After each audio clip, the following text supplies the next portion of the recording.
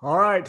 Hey, everybody. Welcome to a special episode of Behind the Visual with Mark Hanson, where I interview all those people responsible for creating the images and videos you see out in your world every single day. I am your host, advertising and lifestyle photographer Mark Hanson. And today, my guest is me. I have flipped the script, as you want to say, as they say, I guess, with I am now the interviewee or the interview person. So yeah, that person. I am going to be interviewed by Jason Neman from Good Brand Company. Jason and I have known each other for a little while, years, and he's a great guy. And he agreed to chat with me and ask me about me, which is not normally what I do or care to do. So this is a cool episode. We talk about all kinds of stuff. We talk about how I got started. We talk about a trip to Miami where we rented a really bad motel and sank to the floor, and some things where models did some stuff that you'll have to listen to. We talk about how I got, like I said, how I got started, what my career is like now, why I changed the direction, all kinds of interesting little things, I guess, if you care anything about how I got started and what I'm doing now, and a little bit of some behind the scenes stories about some stuff we've done and some assistants we've worked with and that kind of thing. So check it out. Let me know what you think. If you guys like it at all, like it, thumbs up it, subscribe to it, all that kind of stuff. And yeah, let me know what you think about this one, since the person being interviewed is myself and I'm not the one actually asking the questions on this one. So check out this flip the script version of Behind the Visual, and yeah, let me know what you think.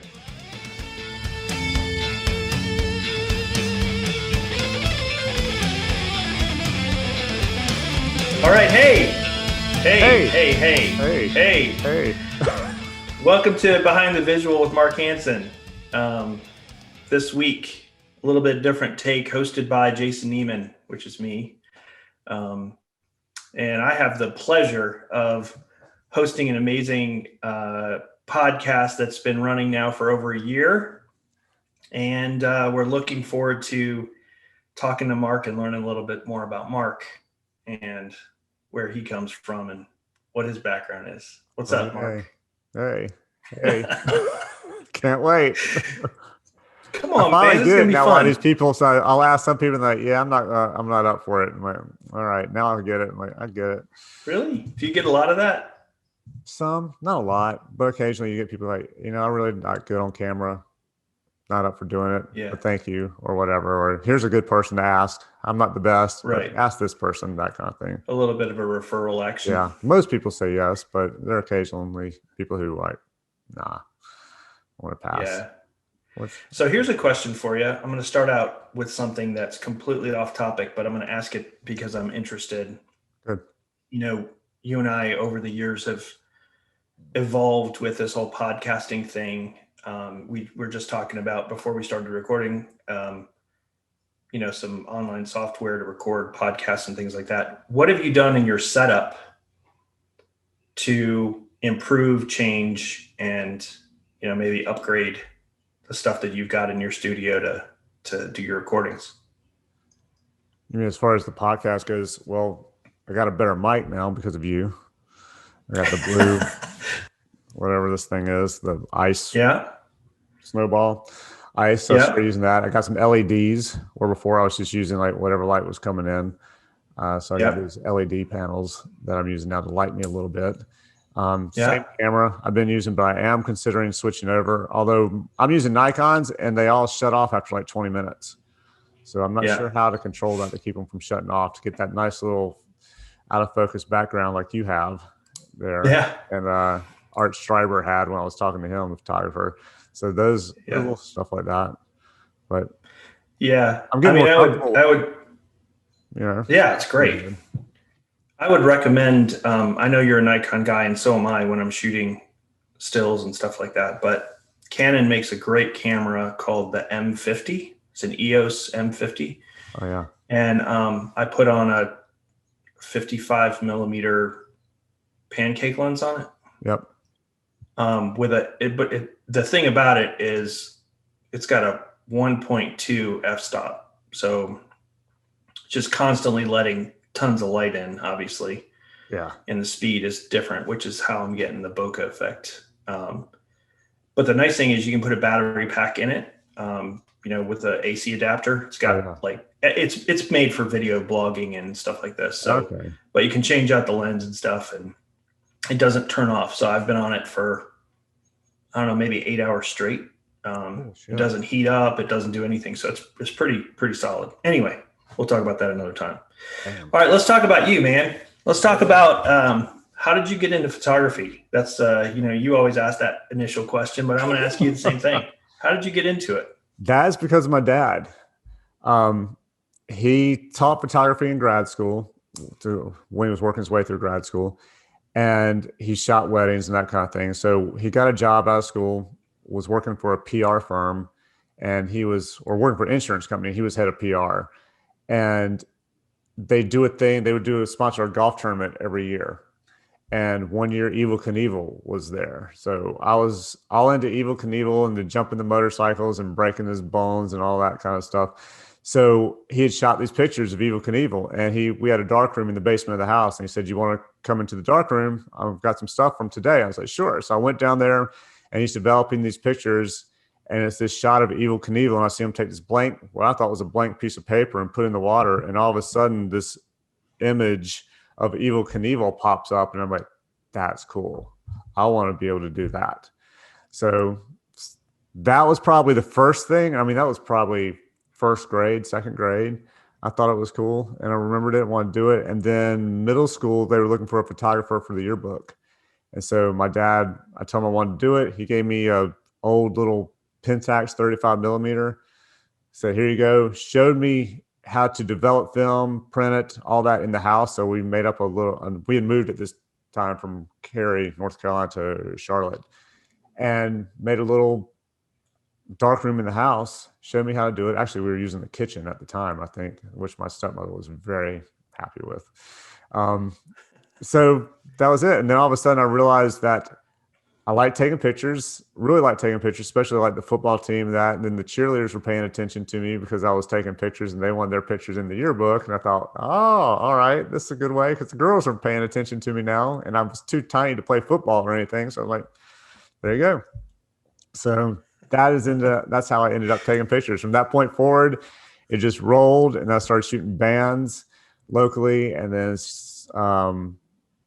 started shooting an agency came into town, a modeling agency, and I thought, I hit them up, knew nothing about what I was doing. They're like, "We're going to do test shoots." And I was like, okay. So they'd seen some stuff I'd shot, let me do it. Obviously they didn't know what the hell they were doing either, because I didn't have a clue, because they said, "We're going to do test shots and you're going to charge the girls this much, or we're charging them this much for test shots." And I was getting like $50 or something. And my whole thought was, well, if it's a test shoot, why the hell are they paying for it if we're just testing them? I didn't realize there's actually shots that they were going to use in their book and all that kind of stuff. So I did that. And then Tammy, my wife now, we were just dating, and she was like, "Well, you should try and shoot for this agency that I used to be with." So she hooked me up with them, started shooting for them for a little bit. They would bring in photographers, and occasionally I'd be up there and watch what they were doing and kind of pick up some pointers. My dad gave me pointers on what to do. That small agency that I shot for, that chick was married to a dude who was a photographer in Virginia, or maybe they were separated, I think. Anyway, he came down and he gave me some pointers on how to shoot models. And next thing I know, I'm over there shooting models at this other agency. Started working for that agency, running their new faces division. Was told that they were only going to be able to pay me commission and weren't going to be able to pay me salary anymore. And I knew what kind of money was coming in. And I was like, "Nah, I'm not doing that." So I started sending out promos and decided I wanted to do it full time. That was after I went to school. I went to college and shot for the yearbook and took TV production classes and got a degree in advertising, and came out and did absolutely nothing with it. And then started shooting. So you went to Chapel Hill. No, I wish. Where did you go? Tammy went to Chapel Hill. I went to Appalachian State. Okay. Oh, you Yeah. went to App. That's right. Yeah, I went That's to right. App. Yeah, up in the And for cold. those of you around the country and internationally that don't know, Appalachian State and Chapel Hill are both in North Carolina. So, two good Chapel Hill's a little schools. warmer. Chapel Hill's a little better known for sure, and App's a lot colder. Yeah. Chapel Hill, also known as UNC, Yep. typically, right? Well, yeah, Yeah. I took So you photography sort of, classes there, but basically you just to get did. my GPA up.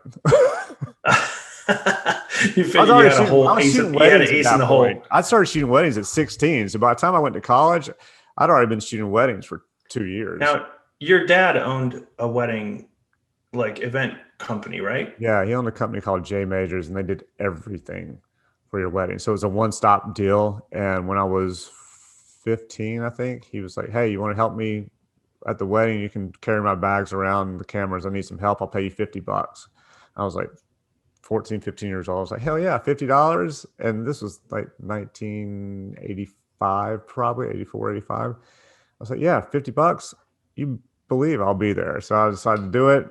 I didn't know his whole plan was to get me to start shooting weddings. So I would go to these weddings, just carry his bag, and he would kind of occasionally show me what he was doing. Like, see, I set the camera on this, and this is how I'm shooting this. And if they get into the frame at this point, I already know what the focus length is and what the f-stop should be. All you got to do is pull the trigger, which that helped a lot at my friend's wedding because I wasn't exactly sober when they were leaving and I was shooting it. So I just waited till I saw them fill up the frame and hit it, and it was all in focus. So that was good. But yeah, so I'm 15 doing this, helping him out. Occasionally he's like, "Hey, shoot the group shot. I'm going to watch you, help you." I come home one day from school and he goes, "Hey, you got a suit? Your suit ready?" I was like, "Yeah, why?" He goes, "You got a wedding this weekend on your own." I went, "What?" He's like, "Yeah, it's all on you. You got your own wedding by yourself this weekend." I never met the bride or anything. So, I mean, when you got married, if some dude you didn't know, skinny 16-year-old showed up to shoot your wedding, how would you feel that you had never met? I'm sure you'd be like, this is going to suck. But they liked it, and I kept shooting. Turned out okay. Yeah, it's like 12 years or something like that I shot. Not to get overly personal, but in the first, I don't know how long we've been shooting here, but in the first 5-7 minutes of this, you've referred to your dad like 100 times, which is so cool, right? I mean, what a great opportunity for you to have a subliminal mentor, a guy who got you into it, but didn't do it where it was like, "Oh, you're really great at this, you should do it." He just kind of brought you along, yeah, and led you down that path. And I'm sure you have some great feelings about your dad for that.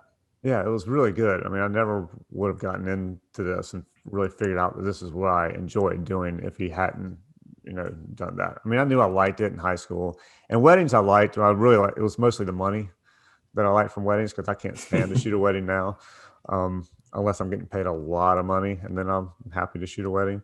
But yeah, I think it's all him as to why I started doing this from the beginning. With that whole picture of Evel Knievel that popped up at the very beginning, Right. and showing me how to do it in middle school.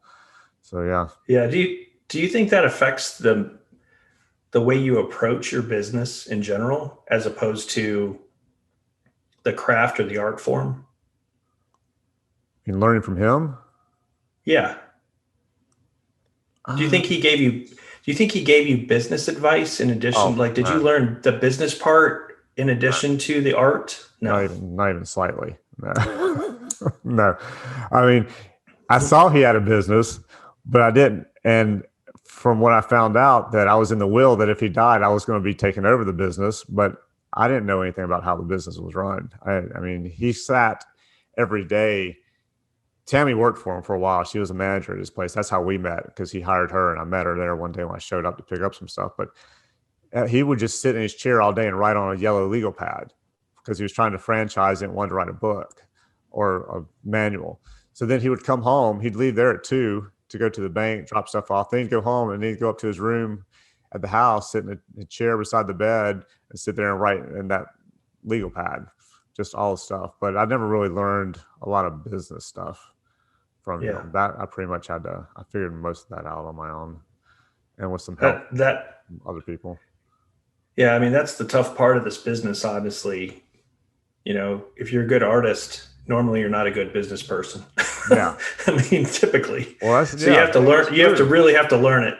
I think the learning came from having no choice and where's the hell the money coming from. And I bought some books, on how to market yourself and that kind of deal. And I had a accountant that got me audited my first year when I was full-time in business. So I learned from that what not to do and how to handle that. So Wow. yeah, a lot of it was learned from just like reading these books and what the hell else can I do right here. And then occasionally I'd ask my dad, I was like, hey, I need to do this, or what do you think about that? Or I had friends who were already doing it at a higher level, and I would just say, hey, what do I need to do here? Or how do you guys do this? And they would help me out. Yeah. Do your kids have any interest in photography or doing anything artistic? None. None.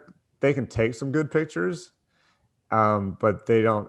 And sometimes I'm amazed at what they shoot just with their iPhones, but they have no desire to be a photographer.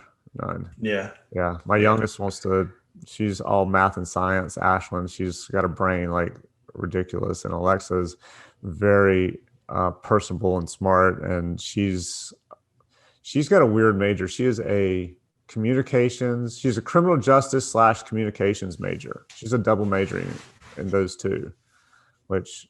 So she'll be the PR person for the police department. Yeah. Yeah. Or yeah. I think she wanted to be a detective, but then she found out you had to be an actual police officer first before you could do that. She's like, I don't want to do that. But she's real good with getting into everybody's business. So TMZ would be a good job for her, I think. She should go into the CIA, man. That'd be awesome. Yeah, I think she would love that. Be an FBI person. That'd be pretty cool. I think either one of those she would really like to do. Yeah, for sure. Because she likes to. Hey, what was your first? Just kind of to take you down this road a little bit, since we're talking history. What was your first like true advertising shoot? My first true advertising shoot was probably I think it was a company called Hartwell, and I got it from an ad agency, Dogged Advertising. And I had been sending some promos to them. I'd shot some like little magazine, editorial fashion stuff. I'd got put in some smaller magazines, and I'd been sending stuff to them. And I got a call one day from one of the guys over there asking me if I was available to do a shoot. And it was a cover shoot with maybe a couple little, like, I think it was mainly the cover shoot and like 3 or 4 other 5 little other shots that need to be reshot from. They had already shot the thing, but something happened and they needed to reshoot it. And I think it was $1,300, maybe something like that is what they were offering me to shoot it. And it was my first job from an advertising company. So I was like, hell yes, I will do it. I found an assistant because I didn't really use assistants much, but I knew I needed one. And it worked out. We made the cover. They didn't have to reshoot that one. So that was good. There you go. Because at the time I was just testing. I was like traveling the country, testing for smaller modeling agencies. I went to all these conventions. So I was traveling all over the place, gone constantly, just shooting a bunch of wannabe models. Making okay. I mean, it wasn't great money, but it was a good money. But I mean, it was all right. And I think the best thing about that though was I learned a lot about how to just go with the flow of whatever happens in a shoot. I learned a lot about how to find a location for a shoot, even if the location we've picked originally for us doesn't work. I've learned a lot about how to find another location that's going to work because I spent years just showing up at random hotels or agencies and immediately having to find a place anywhere from like someplace on the beach to someplace literally in a strip mall and find a way to shoot and make it look good. So it wasn't the greatest time of my career, but it helped. I think I learned a lot from it. Yeah, for sure. Interestingly, I think we've shot together on the beach and at a strip mall, you and I. I think in the past. Yeah.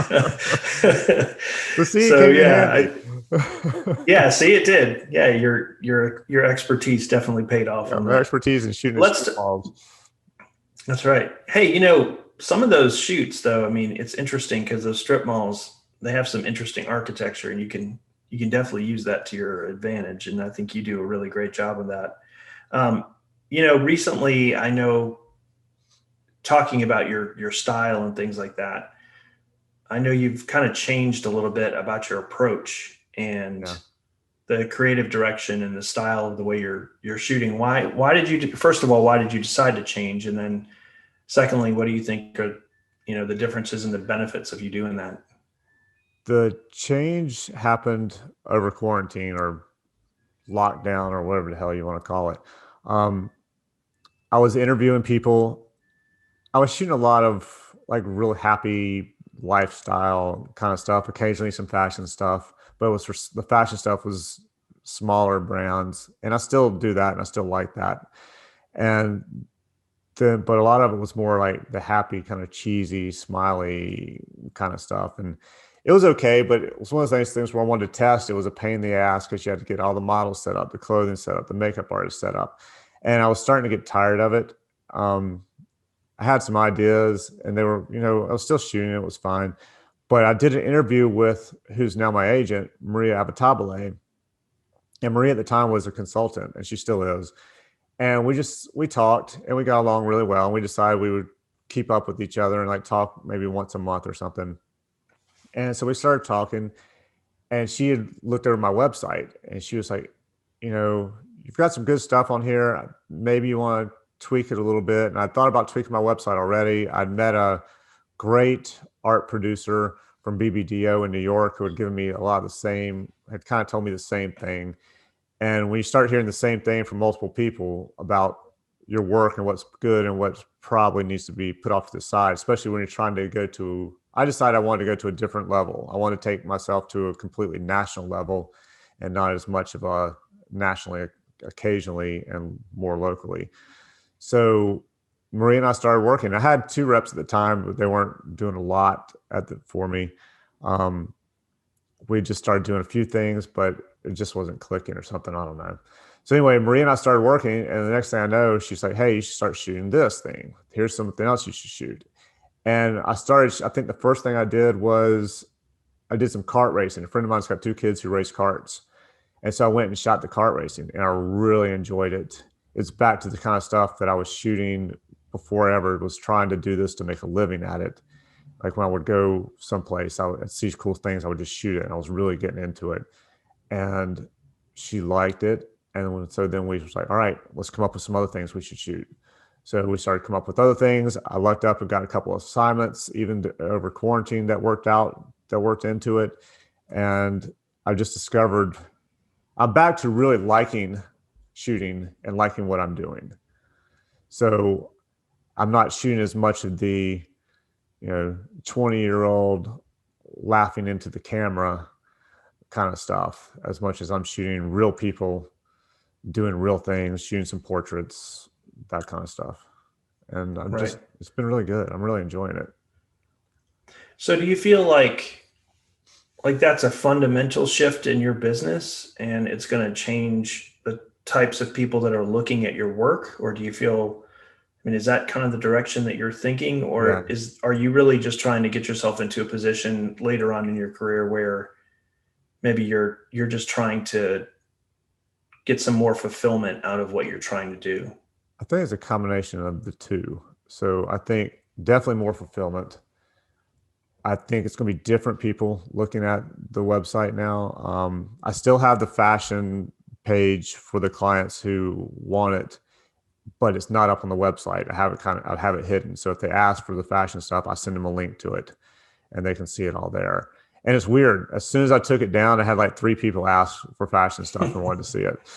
So, but then there's still some stuff that I'm shooting that's still on the website that I still enjoy. Like we did a shoot for Lowe's that was like a bunch of millennials sitting around having a party, and it was cool because it wasn't the same as the stuff where you put somebody in a shirt, you sit them there, you got to make sure the shirt's absolutely perfect, even though the client says they want it to really look natural, which they never do. They want it to look as pristine as possible. But the low shoot was cool because it was more about the feeling and the capturing the moment. So it was very similar to where I'm leaning to now. So you capture people doing their thing. It's kind of like stuff you and I did in where were we in Virginia, where we had the older guys at the retirement community all sitting around talking, or the people, and I was just capturing it as they were just bullshitting with each other and laughing. The grandmother with her grandson, which is still one of the best. That's one of the most beautiful shots I think we've ever put into this industry. Yeah, for sure. Yeah, thank you. But it's really nice. That's kind of stuff that's fun for me because it's just capturing these people doing their thing, and I'm not sitting there worried about, is that shirt perfectly aligned and is there a wrinkle where there shouldn't be? I can just shoot it and have fun with it. Yeah. I think that's a great transition for you. And certainly I think it affords you a little bit of yes and no out of your willingness to do whatever it is that you want to do versus, well, yeah, it's a job and I'll take it. And, you got to be available. I think all of us evolve. I think certainly we've evolved as an agency into doing work that we feel like we get something out of. Yeah, it's worked for you guys. And you guys are doing from everything you've been telling me, it's really kicked it into gear. Yeah, it really has. And I think the passion behind it, I think that's really what you're getting at, which is you've got a passion for it and it changes the focus of, what it is that you're trying to produce, which is really great. Yeah, so it was nice to find that kind of feeling again. And then Maria, one day we were sitting there finishing up the website. We were working on it and tweaking it towards the end. And she suggested we start working together. And she knows all these people. She knows tons of art producers, art creative directors, art buyers that I don't know. Maybe I've heard of them, but I don't actually personally know them. And she knows them all. And I was like, hell yeah. And it's been great so far. We haven't gotten any work yet, but we're just really kind of getting into it and cranking it up now. And she's been amazing to work with. Yeah. And I think it was her idea for you to kind of flip the script on your podcast, right? And have somebody. Yeah, it was her idea. I think I remember you suggesting that at some point when we first started. And then that's right. I wasn't overly excited about it. And then she said it and you had said it. And I'm like, damn it, between the two of you, I guess I have to do it. So yeah. It's good. I think, learning a little bit more about yourself in these kinds of interviews and letting other people get a little bit of a glimpse into who you are, I think it definitely makes a difference. So that leads me into another question, which is, it's kind of cliche to ask this question, but I'm going to ask it because I think it's important. And that is, your brand has evolved and you have a new direction sort of. So what's the brand mission now? What are you trying to accomplish with the brand? That's something I've never thought about. I know I know there's a brand mission. All these companies do their mission statement and all that stuff. And I never did it. And I thought about it and I was just like, I don't know.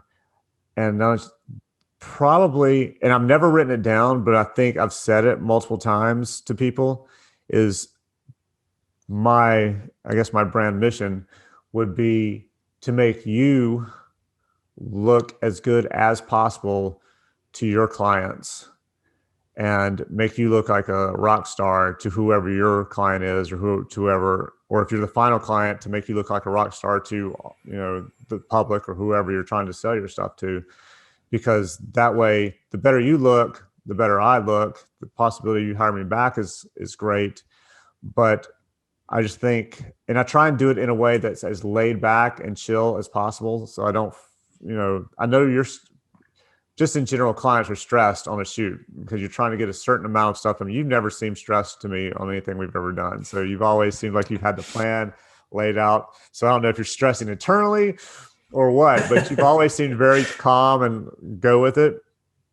And I've had shoots that, like I had a shoot in Asheville for Wrangler and it rained all day long and it was an outside shoot and we had to get it all done because we literally had 2 or 3 days to shoot everything. And this was one day we had to shoot. So we're looking at the radar and I'm freaking out inside a little bit about how we're going to get this done.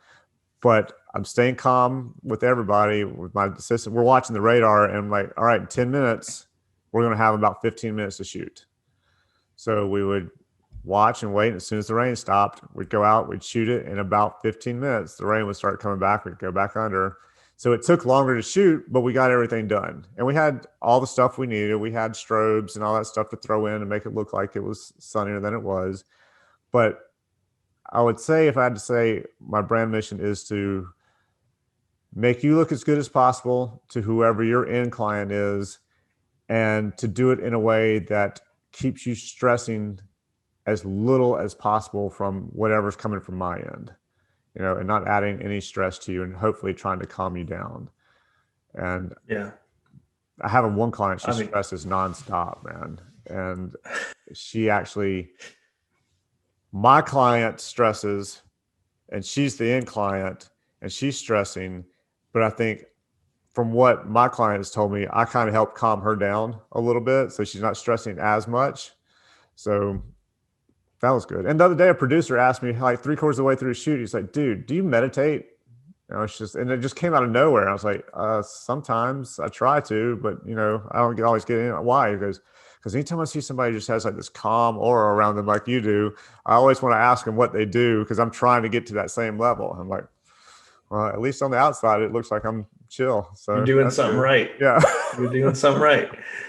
Yeah. I mean, that's true though. I mean, as many times as we've worked together, I certainly think, there's some aspects that you bring to the table that probably, in some of the other situations, they don't happen, which is humor is always a big part of working with you. You've got a great sense of humor, and usually the people that are on set with us, whether they be makeup artists or producers or whatever, they always kind of go with that flow. Yeah. And I think that definitely makes an impact. I think being lighthearted about it, I mean, we aren't saving lives, right? There's no ambulances pulling up. So you got to take that into account. But I think the other piece of it is, your craft. And, when you know your craft, you're going to be a lot less stressed than if you're like, oh, well, I don't know what to set my camera to. I don't know where to put the lights. I don't know how to give direction. I don't know how to get something out of the person that I'm shooting. And I think when you get to that place in your career, like you've gotten, those things become more natural, and it gives a calm to everybody else in the process. And that's something I've always enjoyed about working with you is, that humor, that patience. One of the things I told one of my clients recently, we were talking about doing a photo shoot with you, and I said, we work with this photographer, and he's a complete pro, right? He comes on set, he does what he says he's going to do, and there's absolutely no ego involved. And I think that's a big difference between you and a lot of other photographers is, they'll come in with their smoking jacket and pipe and be like, oh, I'm an artiste, and I'm like, yeah, well, we've got to take a picture of old people, or we've got to take a picture of, a soda, and you got to figure that out. And, as much as you want to make it look like you want to make it look, there's a certain point to doing it. Right. Well, yeah. And so, I'm being hired by you. Right. And right. I think that's the key to your chill is you understand that there's an end goal to what you're trying to do, and you don't take it from an egotistical standpoint. You're just like, okay, this has got to get done. Let's get it done. Let's do it. Let's do it right. Which I think that's great. And then, yeah, I mean, you live your brand mission, right? I mean, your brand mission is, in my mind, how you run your business, how you negotiate pricing, how you shoot, and the quality of what you provide, the over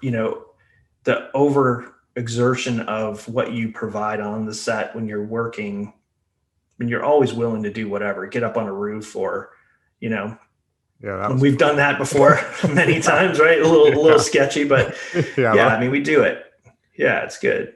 So what do you think is unique about your process from other photographers or from other people that do what you do? Do you feel like you have, some things that you do that are different? I think you said a lot of it right there. I think it is that as part of it is that I do come in. My thing is I always feel like I'm there, like I said, to shoot for you and to shoot what you want, and my goal is to get whatever vision you have in your head, to get that or get it better than what you have in your head. And if you want to shoot something and I don't really like it or I don't think it's going to work, I'll tell you. But if you still want to shoot it, I'm going to shoot it so you can see it. And then maybe I'm wrong, maybe I'm right on what it looks like. Same thing with if there's something I want to shoot and you're like, I don't know, I want this. I'll shoot what you want first. And then if we have time, let me shoot this at this angle or with this lighting or whatever, something a little bit different. And I think that's just, I don't know if every photographer does that. I never really assisted. I assisted one or two people. I've heard stories, of some photographers who just like, no, we're shooting it my way. And that's Right. the only Yeah, way. it happens. And I don't understand it because I've always felt you hire me. And yes, you're hiring me to shoot from what you've seen of my style or the way, the look of my photography. But at the same time, I'm there to make you guys happy and to make you look good. If I Right. shoot it just the way I want to shoot it and it's not what you need, then you're not going to hire me back and you're probably going to have to spend more money to shoot it again with somebody else. And then that's going to get out and then you'll hear you shoot Right. Mark, you got to shoot it over again. So I'm not the like a story I heard of David LaChapelle, which dude's on a totally, totally, totally different level. So I guess maybe if I was the top 1% of photographers in the world, maybe I'd understand it.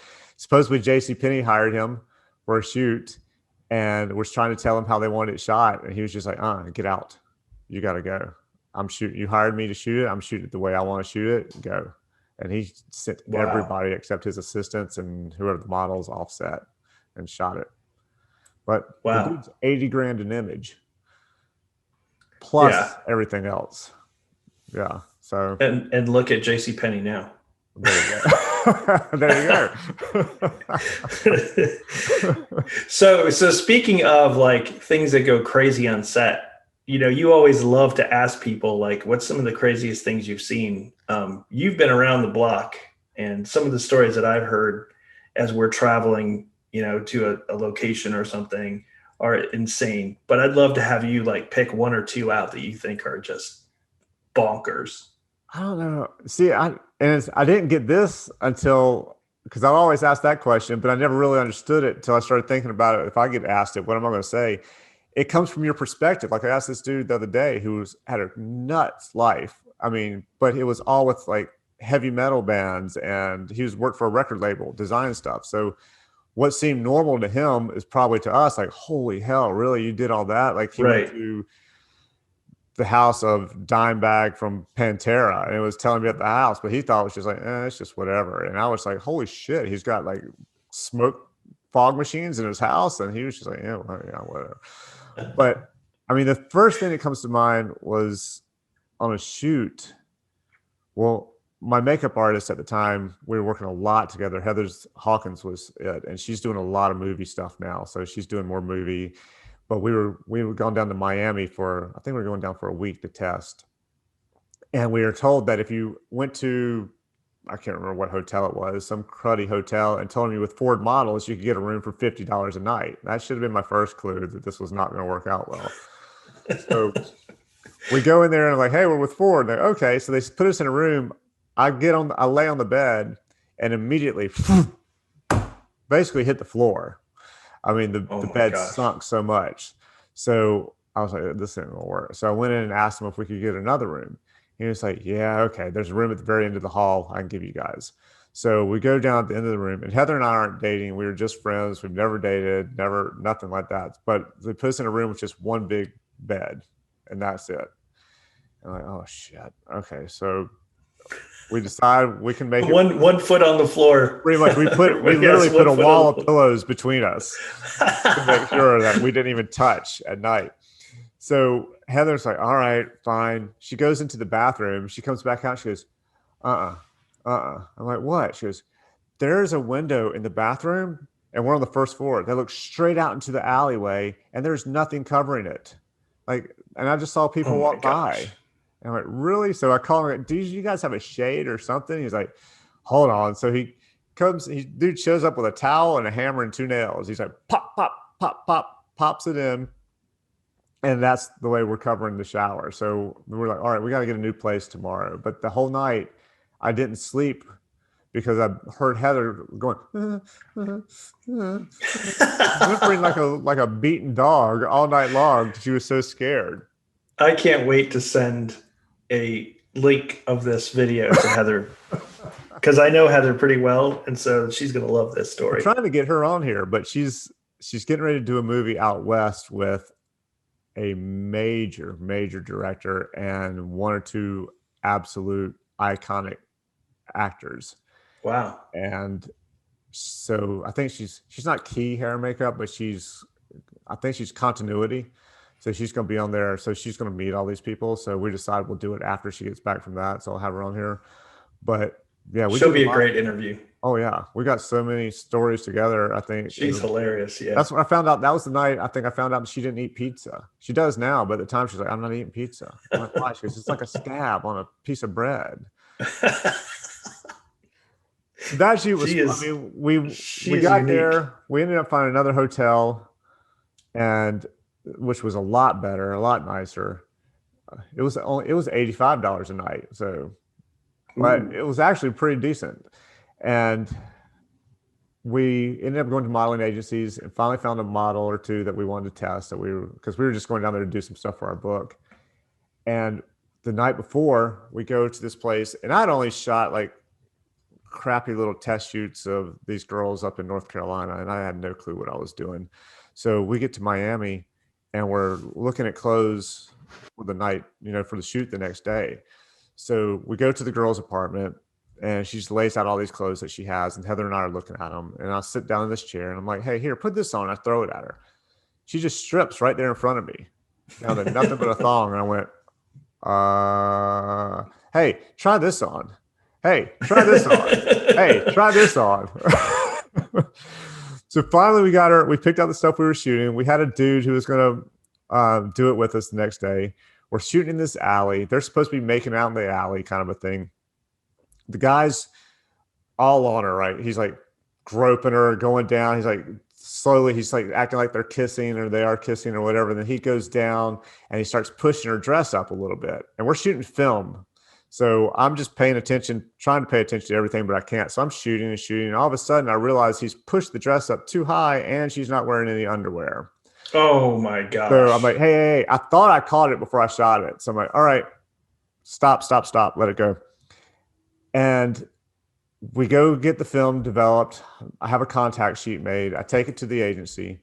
The agency head of New Faces is looking through the contact sheet with a loop. And all of a sudden he stops and goes, "Is she naked in these pictures?" I'm like, "No, she's not naked in these pictures." He goes, "She looks like she's a little bit naked right here." And I'm like, "What are you talking about?" And I look down and there was the shots. There are like 3 of them.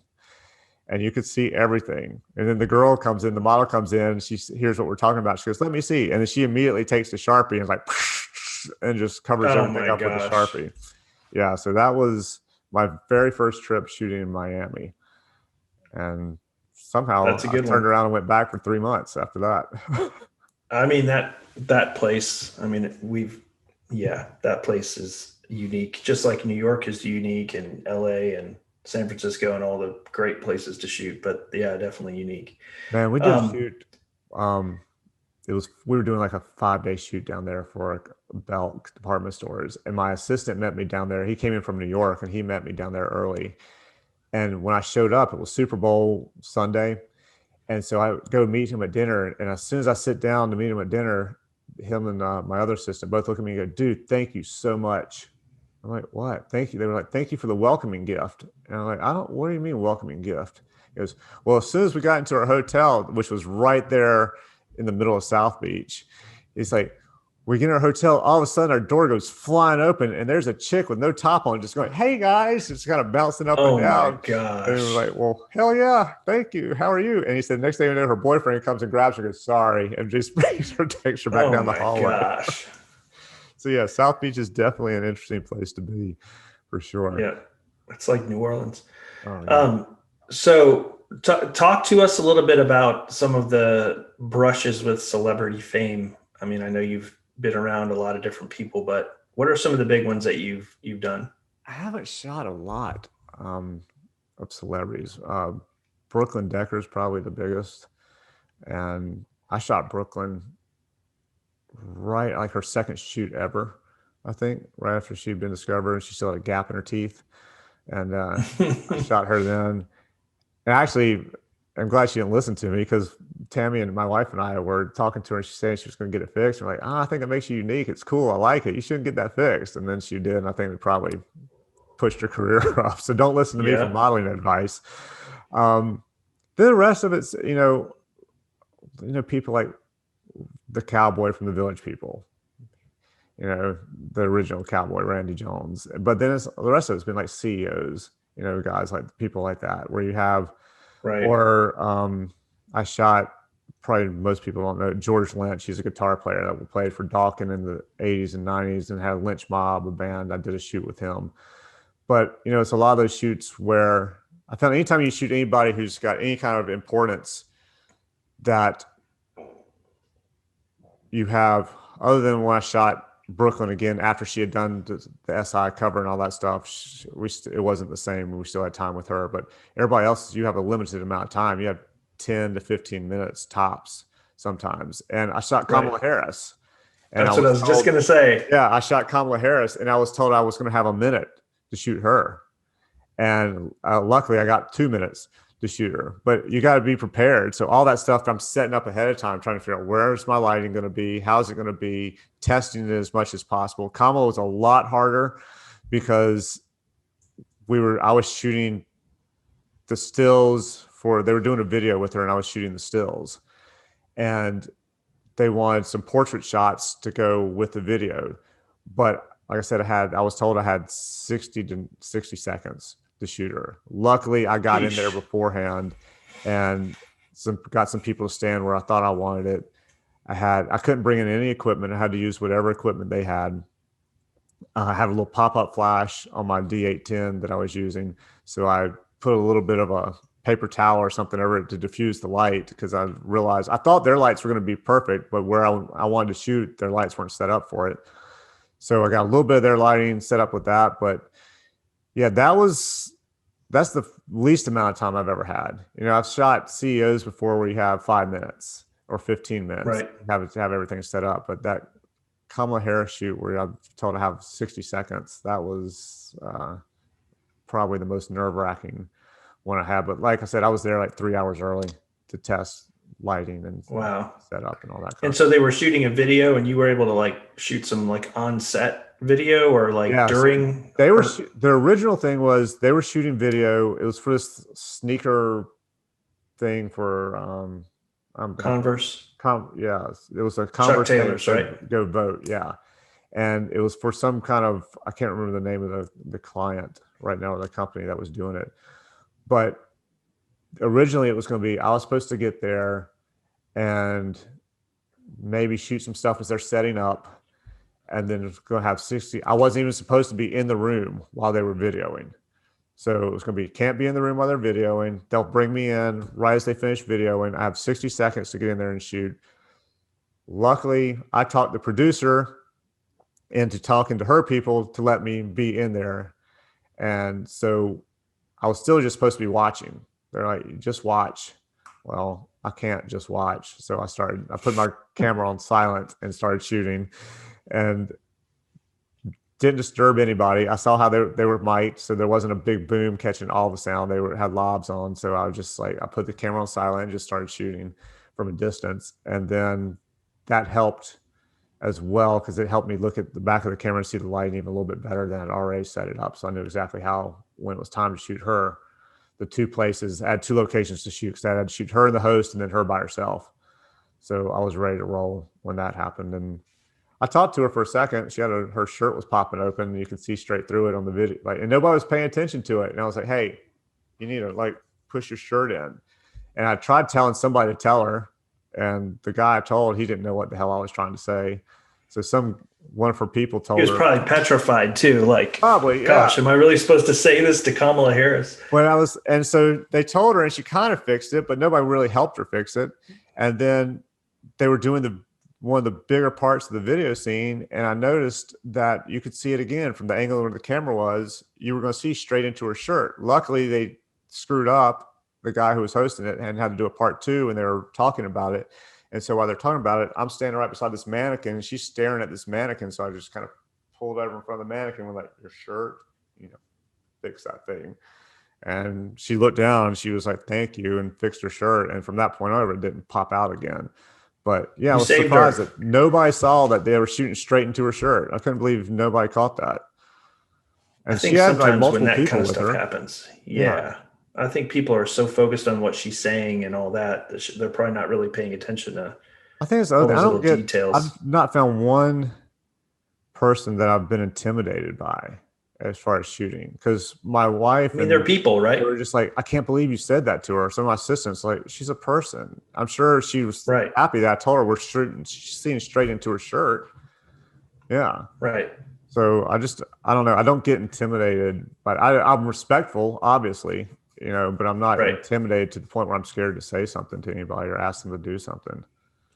Yeah. So have you gotten into a situation where you're like, this shoot just isn't going to work out. I'm really disappointed. And then you're surprised by how the results turn out? Probably, probably that shoot in Asheville for Wrangler because it was rain because that it was raining all day long. All I was thinking was, I'm screwed. This is not going to come out well. They're not going to be happy with this. I mean, everything's overcast and crappy and wet, and we're trying to shoot in locations that, we're trying to do like a picnic shot and the ground's wet, and we're trying to figure out how to do all that. And I'm just thinking there's a lot of stuff we had not counted on happening because we knew it was going to rain, but it was supposed to rain just a short period of the day for a few, like maybe an hour of the day instead of all day long. So that was the shoot where I was worried about it. But I had lunch later with one of the people from Wrangler, and they said they were extremely happy with it. And they loved the way everything turned out, and they were already using it. And so luckily, it all turned out the way it was supposed to. And I didn't even see the final images. One of the models posted it up on Instagram, and I was like, holy shit, that's the stuff we shot. And he was like, yeah, man, you can see it here. I found it here. So then I went and found it. And that's the way, because they never got it from him, which that happens occasionally. But Yeah. yeah, that's probably the shoot where I was the most worried about it going bad. But luckily it came out. Turned out all right. Yeah. Yeah. Yeah. No ambulances. Exactly. So what do you kind of see for the next, couple of years? I know everything's a little bit up in the air these days, but what do you see as far as your future coming up shortly? I think it's definitely from the new direction that Maria and I have pushed my work into, starting to get more interest from the kind of clients that are more national that we really, are looking to go after. So I think it's going to be more of that. I think it's probably going to be more travel, which I don't know that Tammy's really thrilled because the girls are about to leave the house. And then if I start traveling more, then she'd be left at home more. But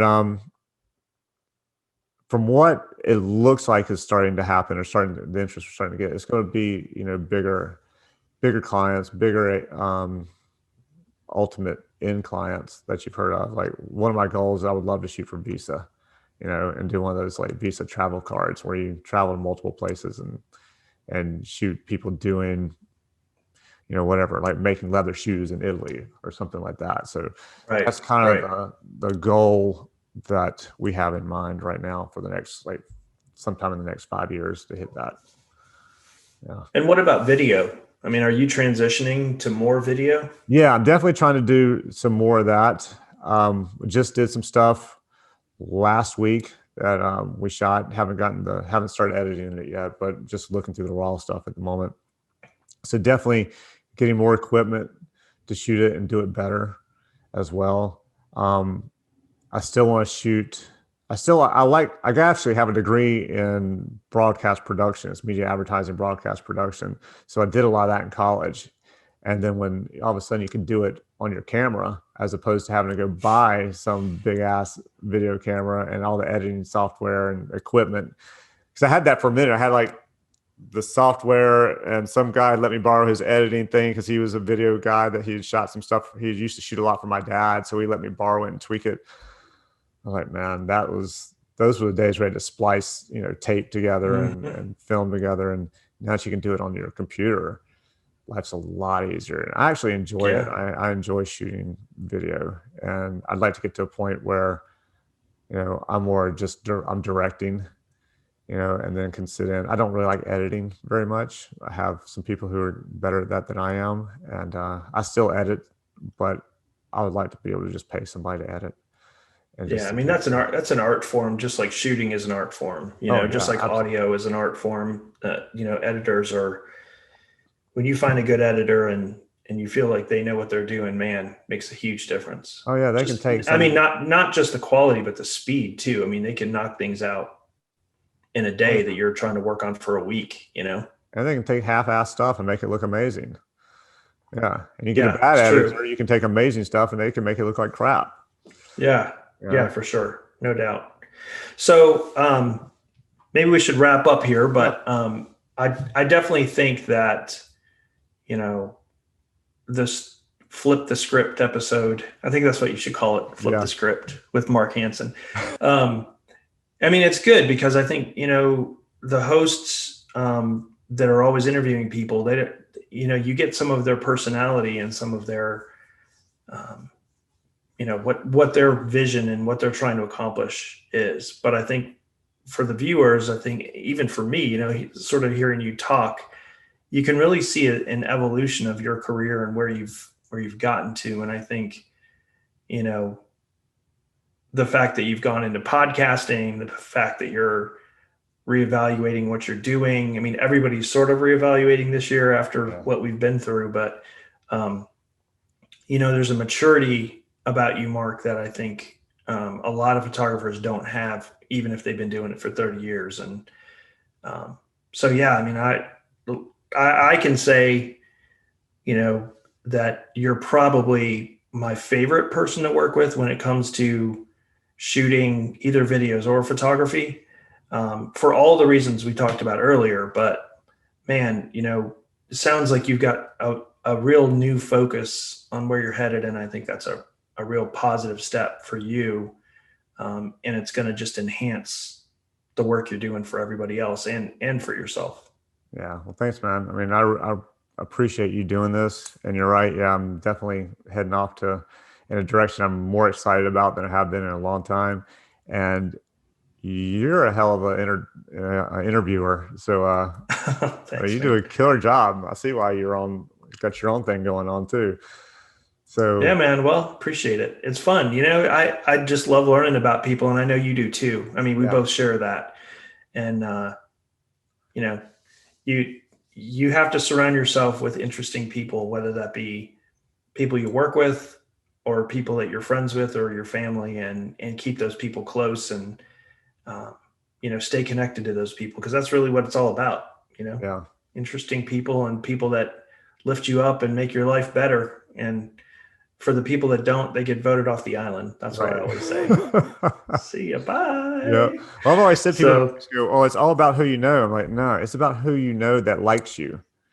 yeah, Those are the people yeah, that want to work with you. If they like you and you like them, then it's a fun. Like I love working with you. Like you're one of yeah. my favorite people to work with because Oh, we appreciate just that. have a great time. We do. We It's not do. one of those things where we shoot and I'm thinking, all right, as soon as the shoot's over, I'm going back to my room, or I'm going to suffer Yeah, through dinner and then I'm going to go straight back to my room as fast as I can because I don't want the dinner right. to be longer than possible. So, yeah, You and I will have an unnamed assistant eat like 14 fillets of fried catfish or something at dinner one time.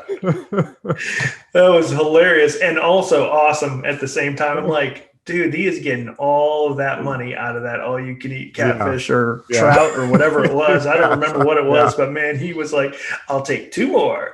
yeah. Give me another one. And the weird That thing was is, he's awesome. trying to be vegan now.